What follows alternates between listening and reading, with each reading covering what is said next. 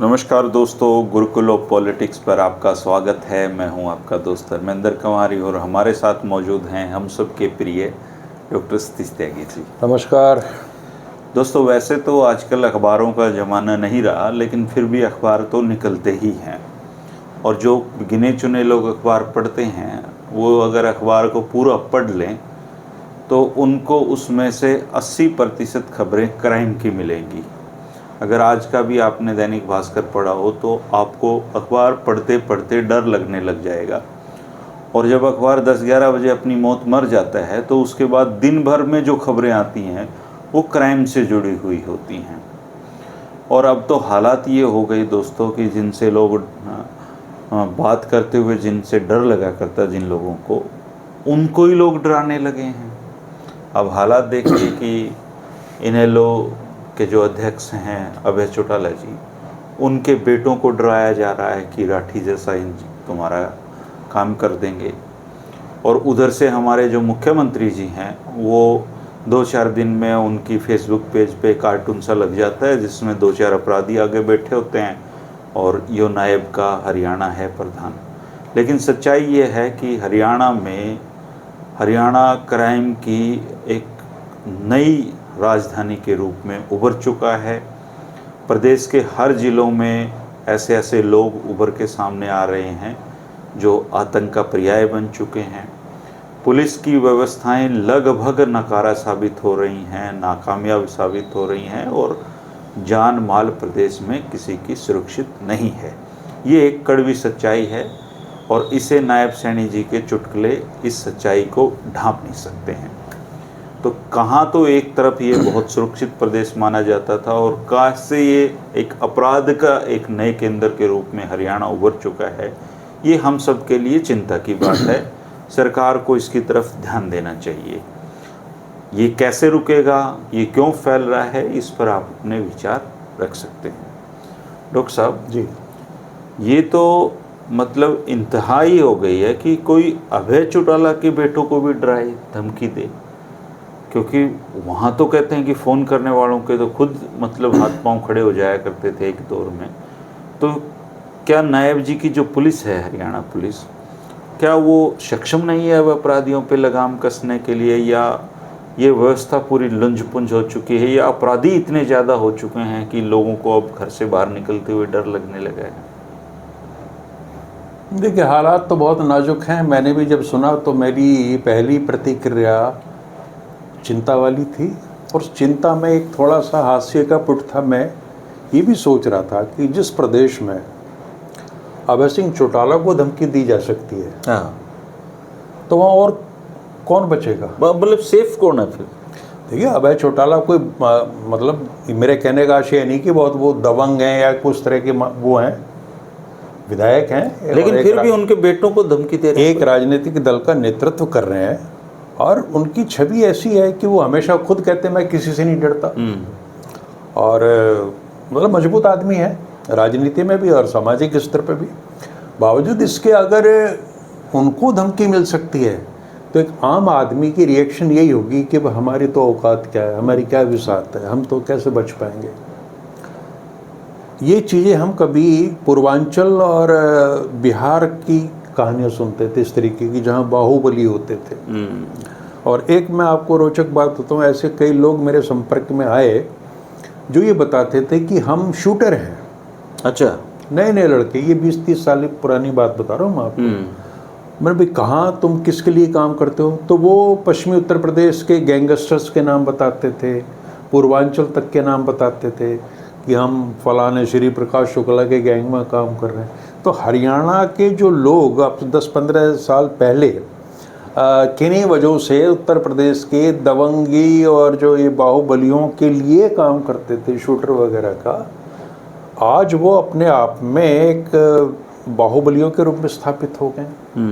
और हरियाणा में एक अच्छी खासी संख्या है गैंगस्टर्स की, सब जानते हैं, कौन नहीं जानता। और ये जो गैंगस्टर्स हैं, मज़े की बात ये है कि एक ज़माना था, देखिए जब फिल्में आती थी कि पारिवारिक कोई हिंसा होगी तो उसका बदला लेने के लिए कोई डाकू बन गया, एक दौर वो था अपराध का। आज का जो ये जो बंदे हैं इस तरह के कामों में संलिप्त हैं, ये ऑर्गेनाइज्ड क्राइम करते हैं और इनका लक्ष्य होता है पैसा कमाना। अब ये मूर्खताएं नहीं करते, अपना रोब गालिब भी करेंगे तो उसके पीछे भी काम है पैसे कमाने का।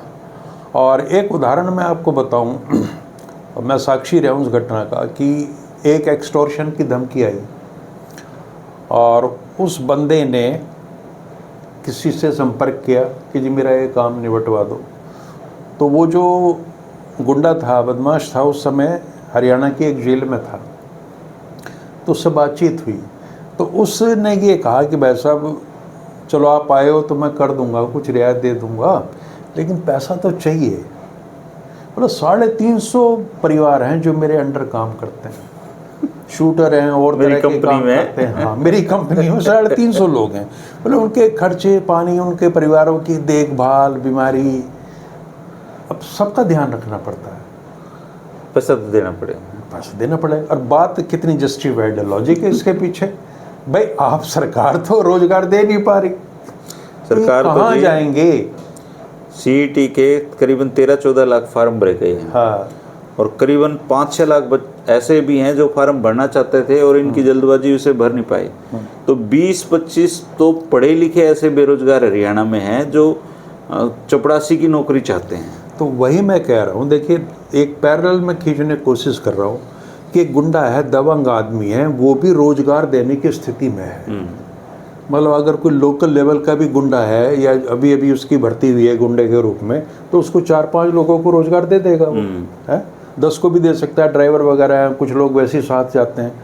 और ऐसे ही छोटे से मध्यम दर्जे के लोग हैं, कुछ बड़े लोग हैं। तो एक्सटॉर्शन अपने आप में एक बिजनेस हो गया। और ये सारी चीज़ें तब फलती फूलती हैं जब आप अपना एक फियर, डर, खौफ कायम कर देते हैं, अदरवाइज कोई नहीं देगा। हरियाणा में इन दिनों भी एक बड़ा गैंग है, बड़ा नाम है उसका अंतर्राष्ट्रीय स्तर पे, वो सक्रिय है और पूरी तरीके से काम कर रहा है।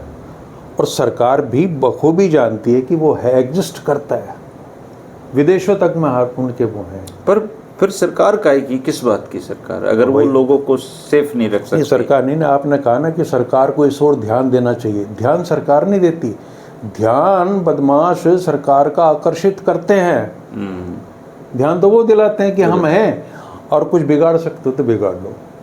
यहाँ तक भी कहा जाता है कि इन गैंगस्टर्स को बाकायदा राजनीतिक संरक्षण भी मिलता है।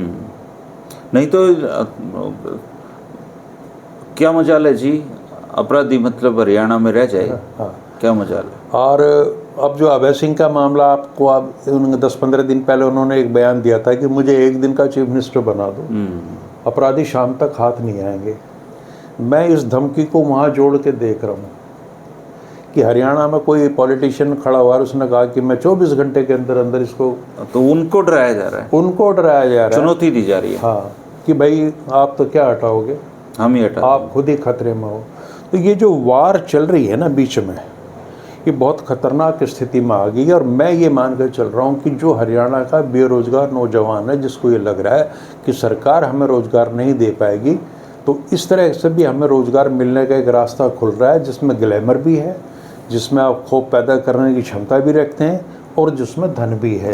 तो युवाओं में इसके प्रति एक आकर्षण पैदा होगा।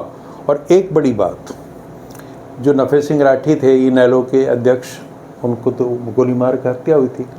तो उसमें लोग ये कह देते हैं उनके अपने प्रॉपर्टी के झगड़े हैं, इस तरह की, भाई तो कोई ना कोई तो वजह होती है। तो क्या इस तरह के जो अपराध होंगे उस पर अंकुश लगाना सरकार का काम नहीं है? तो सरकार का काम जो है कानून व्यवस्था बनाना था, वो हरियाणा में पूरी तरह विफल हो गई है। और बार बार लगातार इस तरह की घटनाएं हो रही हैं जो मुझे ये लगता है सरकार को सीधी चुनौती दी जा रही है। और फिर सरकार फेसबुक पे पोस्ट लगा देती है कार्टून बना के। ये तो छिछोरापन है, इन चीज़ों से कुछ हासिल नहीं होता। आदमी को कहते हैं ना, actions speak louder than words. अगर सरकार है तो उसका एक्शन बोलना चाहिए। एक बार सर भाषणबाजी नहीं चलेगी। मैं पढ़ रहा था, दिल्ली के उत्तर प्रदेश के कुछ अपराधियों ने हरियाणा में एक ट्रक लूट लिया और उस चालक की हत्या कर दी। चौधरी बंसीलाल चंडीगढ़ से जा रहे थे दिल्ली, तो उन्होंने एसपी को फ़ोन किया कि मैं जब दिल्ली पहुंचूं ना, तब मुझे ये बता देना कि आपने उनको कहाँ पकड़ा और फिर कैसे उनकी वो दुनिया से चले गए। लेकिन अगर मैं दिल्ली पहुंचा और तब तक वो उनका पकड़े नहीं गए तो फिर आप यहाँ नहीं रहेंगे। और आप ये देखिए कि बताते हैं कि उनको एक बड़े नेता का संरक्षण भी प्राप्त था, इसके बावजूद चोई बंसीलाल ने उनको, अपराधियों को जहाँ वो पहुँचने चाहिए थे वहाँ पहुँचाया सर। ऐसी डेडिकेशन वाले मुख्यमंत्री हों तब क्राइम रुकते हैं सर। फेसबुक पे पोस्ट डालने से क्राइम थोड़ी रुकते हैं। ना देखिए, सरकार का इकबाल, सरकार का वजूद केवल इस बात पर निर्भर करता है कि वो अपने नागरिकों को कितनी सुरक्षा दे पाती है। अगर कोई भी प्रदेश में आपके कुछ एक आदमी या 10 आदमी या एक वर्ग अगर वो किसी के खौफ में जी रहा है, उससे भयभीत है, डर रहा है, तो ये सरकार की विफलता है पूरी तरीके से। और मुख्यमंत्री देखिए, आप मुख्यमंत्री एक व्यक्ति का नाम मुख्यमंत्री होता है। समाज सबसे बड़ा सवाल उस पर उठता है कि लाखों लोगों की एक फौज हमारे पास है जिसको पुलिस के रूप में हम कहते हैं। अगर वो आपके नेतृत्व में वो निकम्मी बनती जा रही है, वो हाथ खड़े कर देते हैं जी हम क्या करें, ऊपर से आदेश नहीं है। तो ये सारी व्यवस्थाओं को कहीं ना कहीं फिर से दुरुस्त करने की ज़रूरत है।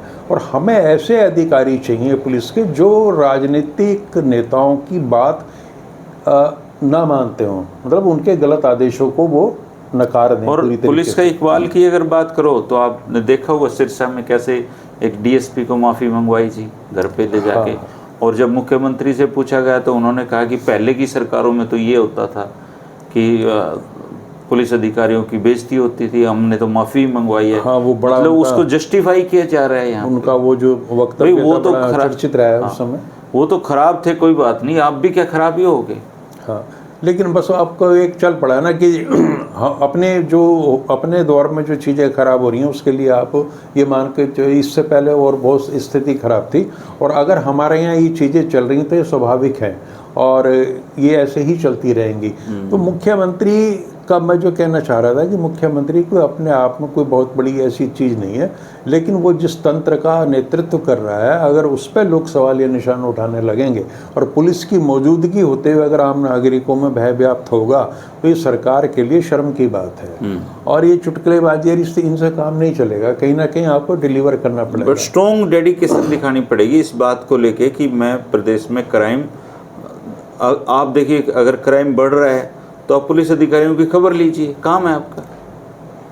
ये चौधरी बंसीलाल का आपने जिक्र किया, वो रात को 12 बजे डीसी और एसपी से बात करके सोते थे। उनको तय था कि अगर चौधरी बंसीलाल मुख्यमंत्री हैं तो जिले का मुखिया और पुलिस कप्तान तभी सोते थे जब उनका फ़ोन आ जाता था। वो फ़ोन 10 बजे भी आ जाए, वो फ़ोन 12 आ जाए, 1 बजे आए, लेकिन आता जरूर था। लेकिन अब बड़ी विडम्बना ये है कि अब ऐसे मुख्यमंत्री आने लगे हैं इस देश में 10-12 साल से कि जो 18 घंटे जागते हैं या 21 घंटे जागते हैं, लेकिन उस बीच में फ़ोन किसी को नहीं करते। हाँ, वो जाके करते क्या ये नहीं पता किसी को। 21 घंटे आप सुबह उठते ही मैं अपने लोगों से जन समस्याएं सुन रहा हूँ, रात को जन समस्याएं सुन रहा हूँ। अब इतनी कितनी जन समस्याएं होगी, खत्म ही नहीं होती जी लोगों की। जन समस्याएं तो हम जब तक जाने तब तक समस्याएं रहेंगी, लेकिन जन बना रहे इसके लिए तो सबसे जरूरी ये है ना कि आप उसको जिंदा रहने का अधिकार तो उससे न छीना जाए। और रही सुविधाओं की बात सर, आप सरकार की वो देखिए कार्य प्रणाली। अब बारिश आई है 2-3 दिन, प्रदेश के लाखों हेक्टेयर भूमि में जल खड़ा हो गया सर, उसकी निकासी की कोई व्यवस्था नहीं है, लोगों की फसलें बर्बाद हो चुकी हैं। गुड़गांव जिसको कहते हैं साइबर सिटी है, गुड़गांव में पानी भरता है सर, हर सीजन में भरता है। 100 करोड़ का बंगला है और वो पानी से तबाह हो जाता है सर उसकी।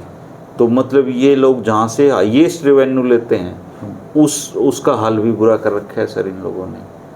ये मतलब काम हो कहाँ रहा है प्रदेश में। वही है ना कि एक निकम्मापन पूरी मशीनरी में है, जंग लग चुका है।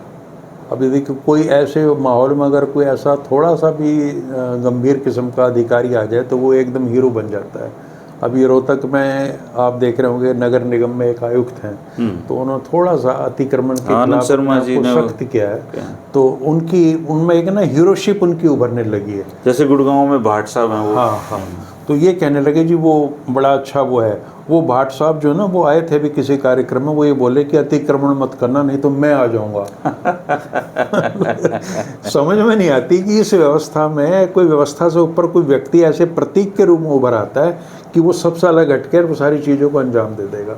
एक ज़माना था जब थानेदार का इतना रुतबा होता था, बड़े ऐसे थानेदार हैं जिनके नाम लोग अभी तक याद रखते हैं, 50-60 पहले के, कि यार उसका वो बड़ा अपने खौफ था। कबरा थानेदार होते थे रोहतक के। हाँ, तो ये फियर लोगों के बीच में होना चाहिए, उन लोगों के बीच में जो अपराधी किस्म के हैं। आम नागरिक को तो पुलिस को देख के सुरक्षा का भाव आना चाहिए। हाँ, अब कहीं चले जाओ शहरों में चेन स्नेचिंग की घटनाएं हैं, काम ना, हमारी महिलाएं सुरक्षित हैं, चोरी चकारी दुनिया भर की, और ये एक्सटॉर्शन का फुल फ्लेज्ड ऑर्गेनाइज्ड धंधा बन चुका है और राजनीतिक संरक्षण इसको प्राप्त है। मैं ये नहीं कह रहा कोई विशेष सरकार है, हर सरकारों में सारी चीज़ें चलती हैं। एक ही जरूरी हो गया कि आप बिना गुंडों की मदद के, बिना बदमाशों के राजनीति नहीं कर सकते। अजीब किस्म का खौफ है कि आपको पहलवान चाहिए, कनफटे क्या होते हैं, उनके बिना राजनीति नहीं कर सकते। तो अगर इस तरह की धारणा लोगों में जा रही है कि भाई बदमाश बहुत जरूरी है, अच्छा बदमाश बहुत बदमाश होता है। उसे ये लगा, नेता सबसे बड़ा बदमाश होता है। शुरू में वो नेताओं की मदद करता था और नेता उसकी मदद से एक जमाने में बूथ कैप्चरिंग, ये छोटी मोटी, अब नेता ही बदमाश बन जाता है। बदमाश को अचानक एनलाइटनमेंट हुआ, बोध हुआ कि यार ये तो तेरी ताकत से बन रहा है, तो तू खुद क्यों नहीं आ जाता। अब वो खुद बना जाता है या अपने परिवार वालों को बना देता है। अच्छा, एक और साइकोलॉजिकल चीज़ है कि डरे हुए लोग ना बहादुरी की भाषा बड़ी पसंद करते हैं। मैं एक रील देख रहा था, ब्रजभूषण सिंह की जो सांसद है, उनसे एक पत्रकार ये पूछ रही कि आपके बेटे की चुनावी स्थिति क्या है।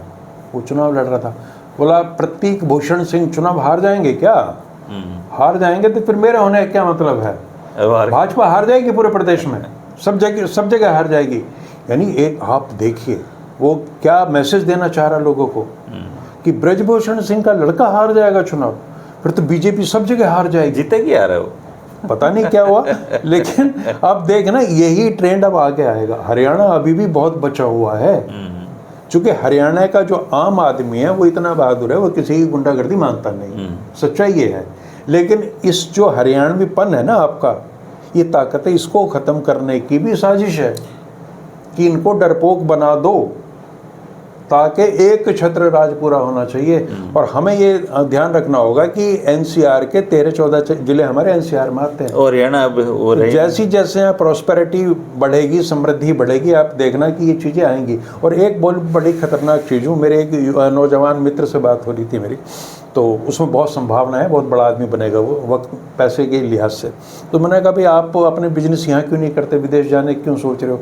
बोले जी मान लिया मैंने अगले 10 वर्ष काम करके 200 या 500 करोड़ रुपए कमा लिया, तो आप क्या मानते हो उसमें से मेरी जो रंगदारी और ये एक्सटॉर्शन शुरू हो जाएगा, तो मैं क्यों टेंशन लूँ? हर पल एक बदमाश का, एक गुंडे का, एक जो खौफ मेरे दिमाग में। अभी दुबई ने गोल्डन पासपोर्ट स्कीम शुरू की है सर। भारत के जो ठीक धनाढ़े लोग हैं उनमें होड़ लगी हुई है सर पासपोर्ट लेने के लिए, मतलब कोई यहाँ रहना नहीं चाहता। वो उन्होंने कह दिया कि वो स्कीम थी नहीं ऐसी, इस स्कीम को नकार दिया। या तो उन्होंने सूचनाएं मिल गई होंगी इधर उधर से। मैं ये कह रहा हूँ कि देखिए हर आदमी चाहता है उसके बच्चे कामयाब हों, पढ़ लिख के बड़े लोग बने। बड़े का मतलब सीधा साधा ये कि उनके पास में आर्थिक समृद्धि हो। आर्थिक समृद्धि जिस व्यक्ति के पास होगी, अगर वो ये मान के चल रहा है कि जिस माहौल में मैं रह रहा हूँ वहाँ मैं जिंदा ही नहीं रह सकता, मेरे जीवन पर सवाल उठेगा, तो क्यों रहेगा वहाँ? क्यों रहेगा? तो आपका जो वेल्थ जनरेट करने वाला सेक्शन है युवाओं का, वो तो यहाँ रहेगा ही नहीं।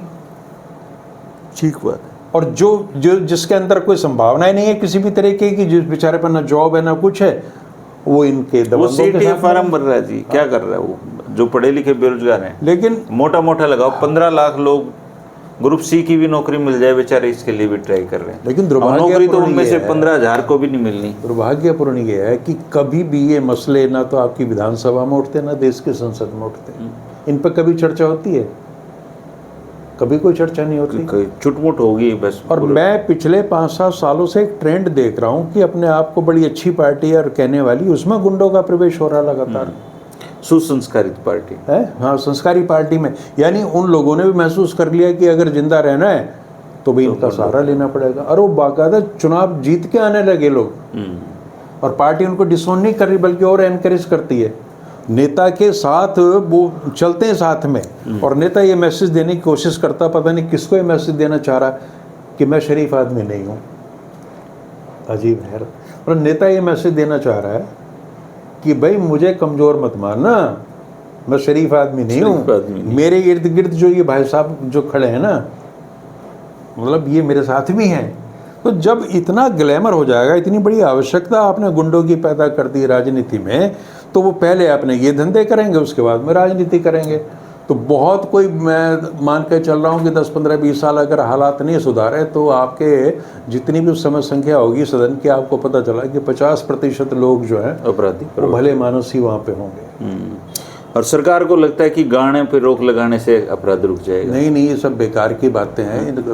ये तो आप वीर रस की कविताओं सुनाते रहे तो सारे महाराणा प्रताप हो गए, कुछ नहीं फर्क पड़ता इन चीज़ों का। दिनकर कहते थे सिंहासन खाली करो जनता आती है, उस न तो जनता आई, कुछ नहीं हुआ। सिंहासन और ही वजह से खाली हो गया तो हो गया, है ना। और अब आप कितना ही कहते रहो, कौन सा आ रहा है? तो क्या कर सकते हैं इस को रोकने के लिए, क्या कदम उठाए? देखिए, इसके 2 कदम है। जब हमारी आम लोगों से बातचीत होती है, एक तो वे कहते हैं जी समय पर छोड़ दो, जो कुछ होगा देखा जाएगा, कुछ नहीं हो सकता, अपनी जैसे अब चल रहा है, अपनी सुरक्षा करो। या कुछ लोग जो बड़े ऐसी सोच वालों को कहते हैं यार निराशावादी, तो वो कहते हैं जी नहीं, एक क्रांति की आवश्यकता है और वो क्रांति होगी। उनको पता ही नहीं कि क्रांति करेगा कौन। वो उस क्रांति में अपने आप को शामिल नहीं करते। कम से कम एक क्रांति होगी और क्रांति की जरूरत है और वो सारी चीज़ों को ठीक कर देगी। नहीं, अगर मुख्यमंत्री अगर कान कसे जी पुलिस के मुखिया के और हर क्राइम पे जवाबदेही तय हो जाए, तो क्या अपराध नहीं रुक सकता? मैं कहता हूँ आपके पास में 22-23 जिले हैं, वहाँ के एसपी को, कप्तान को आप आदेश दे दो, जो तेरे जिले में क्राइम हो ठीक नहीं रहेगी। बस इसका इलाज देखो, जो क्राइम वो रोक ही नहीं सकता कोई। अब कोई पति अपनी पत्नी को मार रहा है, उसको पुलिस नहीं रोक सकती जी, अगर वो प्लान्ड वे में चल रहा है। लेकिन ऑर्गेनाइजेशनल जो क्राइम है कि ठेका लिया तो गोली मार दूंगा फोन करके, इनको तो रोका ही जा सकता है सर। एक विक्रम सिंह हैं, यूपी के डीजीपी रहे हैं, बड़े बहादुर डीजीपी माने जाते हैं, रिटायर हो गए। उनकी मैं एक वीडियो देख रहा था, वो कह रहे थे कि मैंने ऐसा एसपी देखा है जिसके आगे पायलट, पीछे पायलट, सैकड़ों लोग उसकी सुरक्षा में, एसपी के। तो बोला, मैंने कहा कि इससे बड़ी डूब मरने वाली स्थिति कोई नहीं। अब तुम ही सुरक्षित, अगर एसपी इतनी सुरक्षा में तामझाम में चल रहा तो उसे डूब कर मर जाना चाहिए। और उसको आना चाहिए यार, वो खुला चैलेंज देख, भाई किसी की माँ ने दूध पिया तो आके देखे। ये कहने वाले तो एसपी है ही नहीं, चूँकि एसपी बेचारा, मतलब वो भी एक ऐसा है कर दिया उसको, हेल्पलेस है वो, हेल्पलेस है वो। ऐसी मैंने सिस्टम देखे हैं कि आईजी और एसपी से पावरफुल कोई इंस्पेक्टर विशेष है। और यूपी में तो हालात यहाँ तक हैं कि गैंगस्टर जो है वो पुलिस की मदद से एनकाउंटर करा देते हैं अपने पैरेलल का। मैं यूपी का जिक्र बार बार ये कर रहा हूँ कि धीरे धीरे जो यूपी की या उस पूर्वांचल की जो संस्कृति है वो हरियाणा में आ रही है, शिफ्ट हो रही है। और हमें इसके बारे में चिंता फिक्रमंद होना चाहिए, क्योंकि यहाँ एक फर्टाइल चीज़ है, बेरोजगारी है, तमाम चीज़ें हैं, एक प्रॉस्परस क्लास आ रहा है, तो यहाँ पे एक्सटॉर्शन की बहुत ज़्यादा संभावना है और क्राइम बढ़ेगा, और गुड़गांव जैसे शहरों में तो और ज़्यादा बढ़ेगा। और ये जो मैनिफेस्टेड नहीं है क्राइम की, मुझे धमकी मिली और मैंने चुपके से जाके 20-30 लाख रुपए दे दिए, ये तो कहीं दर्ज ही नहीं हो रहा। बिल्कुल। तो ये चुटकुलेबाजी बंद करके आदमी, मतलब चीफ मिनिस्टर को एक्शन में आना चाहिए और अपनी मशीनरी को दुरुस्त दिखाना चाहिए। अगर आप हरियाणा प्रदेश के लोगों को सुरक्षित महसूस कराना चाहते हैं तो सुरक्षित माहौल भी तो देना पड़ेगा। और अगर यही बहाने बनाते रहे कि हमसे पहले तो बहुत बुरी स्थिति थी, तो फिर तो माहौलिया काम, बस ठीक है, फिर तो फर्क क्या है, तो आप में और उनमें क्या, फिर तो उनको ही रहने देते। हाँ, फिर 3 इंजन की जरूरत क्या है? 3 इंजन का तो सर बुरा हाल है। ये जो तीसरे वाला इंजन है ना, इनको तो बेचारे पार्षद बन रहे हैं, इनको मुंह दिखाना मुश्किल हो रहा है सर। और जो आम शहरी है बेचारा, जो इतना कानून प्रिय, जो बीजेपी का प्रिय मतलब बताता है, सबसे ज्यादा पीड़ित इस सरकार में वही है, रो रहे हैं, उनको समझ में नहीं आ रहा क्या करें। तो आम आदमी वो बेचारा डरता है, वो खौफ खाता है, वो खाकी वर्दी देख के उसको भय लगने लगता है। लेकिन जो अपराधी हैं उनमें कई शहरों के मेयर तो लापता हो रहे हैं सर, उनको लोगों ने देखे हुए मुद्दत हो गई। 2-3 का तो मैंने देखा, उन्होंने आती पहले अपनी सर्जरी कराई है, बहुत सालों से बीमारियां थी उनको। अच्छा। तो वो भर्ती हुए हैं और अपने पहले इलाज कराया, ठीक हो गया। दोस्तों, हरियाणा क्राइम कैपिटल में तब्दील होता जा रहा है, इसमें कोई दो राय नहीं है। हरियाणा के मुख्यमंत्री को संजीदगी के साथ अधिकारियों की ये जवाबदेही तय करनी चाहिए कि उनके यहाँ क्राइम फैला तो फिर आप जिम्मेदार होंगे, और प्रदेश तभी ठीक होगा दोस्तों जब प्रदेश का मुखिया इस संकल्प शक्ति के साथ काम करेगा। आज हम चौधरी बंसीलाल जी के उदाहरण देते हैं, वो इसलिए दे पाते हैं क्योंकि चौधरी बंसीलाल जी ने कभी अपराधियों का पक्ष नहीं लिया, कभी अपराधियों का साथ नहीं लिया राजनीति में।